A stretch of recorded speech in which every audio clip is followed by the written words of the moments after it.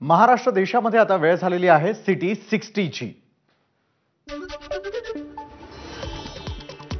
महाराष्ट्रातील भाजपच्या पराभवाची जबाबदारी स्वीकारत देवेंद्र फडणवीसांचं उपमुख्यमंत्री पद सोडण्याचं सुतोवाच, केंद्रीय नेतृत्वाला पदातून मोकळं करण्याची विनंती करणार देवेंद्र फडणवीसांचं पत्रकार परिषदेत वक्तव्य।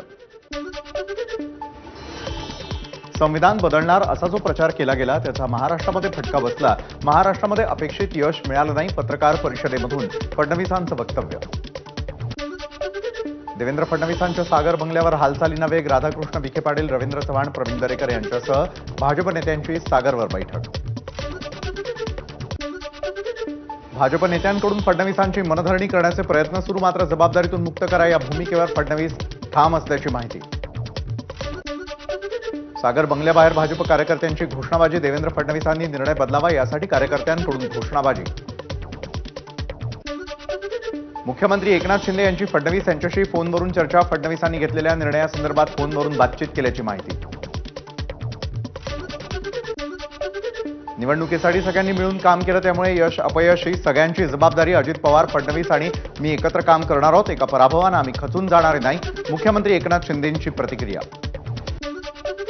पंकजा मुंडेंनी एबीपी माझाशी बोलताना मानले, मतदारांचे आभार, कोणतेही पद नसताना लोकांनी मला पंकजा मुंडे म्हणून जी मतं दिली त्यासाठी आभारी असल्याची दिली प्रतिक्रिया। लोकसभा निवडणुकीमध्ये अनेक मंत्री आमदारांचा पराभवाचा धक्का, या निकालाचे परिणाम विधानसभेतही दिसतील, पंकजा मुंडेंचं निकालावर वक्तव्य। सांगलीमध्ये वसंतदादा पाटील यांच्यानंतर पुन्हा एकदा जिल्ह्याच्या नेतृत्वानं राज्याचं नेतृत्व करावं ही आमची इच्छा, सांगलीचे नवनिर्वाचित खासदार विशाल पाटील यांची प्रतिक्रिया। सांगलीमध्ये काँग्रेसला तिकीट मिळू नये यासाठी अनेकांनी कट कारस्थानं केली, योग्य वेळी आली की सगळं काही सांगणार, विशाल पाटलांच्या विजयानंतर प्रतिक्रिया देताना विश्वजित कदमांचं वक्तव्य।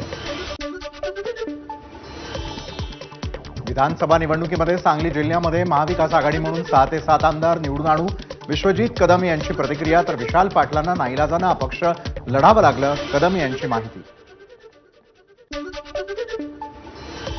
राज्यामध्ये अजित पवारांना भाजप आणि शिंदेंच्या शिवसेनेची मतं मिळाली नाही, अमोल मिटकरींचा आरोप, याबाबत 2 दिवसामध्ये पक्षश्रेष्ठींना भेटून पुरावे देणार असल्याची मिटकरींची माहिती। लोकसभा निवडणुकीनंतर अजित पवार गटाचे 18 ते 19 आमदार परतीच्या वाटेवर, तर 11 ते 12 आमदार भाजपच्या वाटेवर, शरदचंद्र पवार पक्षाचे आमदार रोहित पवारांचा गौप्यस्फोट।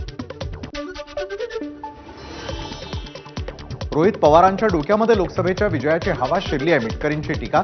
अजितदादांच्या गटाचे काही आमदार संपर्कात असल्याच्या रोहित पवारांच्या दाव्यावर मिटकरींचा टोला।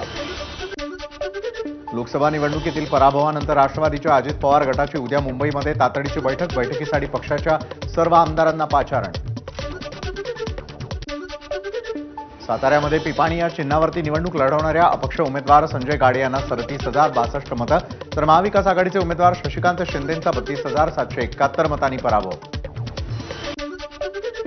बीडमध्ये मतदारांनी तुतारीऐवजी निपाणी चिन्ह असलेलं बटन दाबल्यानं बजरंग सोनावणेंचं 55,000 लीड घटलं, पिपाणी चिन्ह असलेल्या अपक्ष उमेदवार अशोक थोरात यांना 54,000 मतं।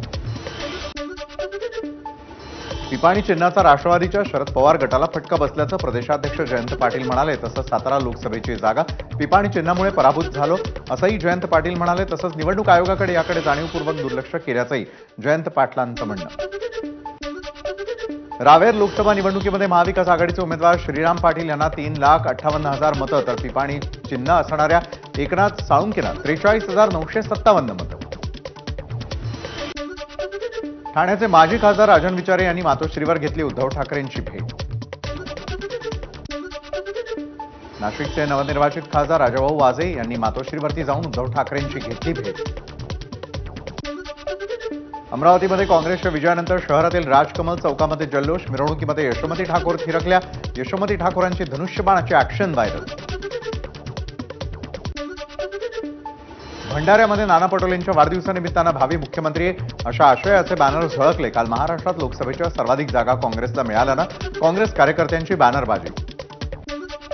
नागपुरातील अनेक भागात काँग्रेस प्रदेशाध्यक्ष नाना पटोलेंच्या अभिनंदनाचे होर्डिंग्स, काँग्रेस कार्यकर्त्यांकडून नाना पटोलेंचा भावी मुख्यमंत्री असा उल्लेख।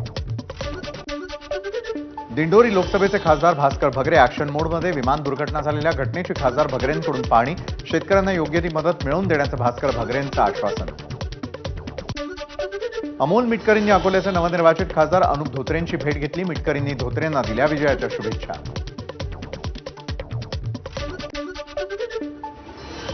महाराष्ट्र देशामध्ये आपण पाहत होतात सिटी 60. आता वेळ झाली एका छोट्याशा ब्रेकची. कुठेही जाऊ नका, पाहत रहा एबीपी माझा.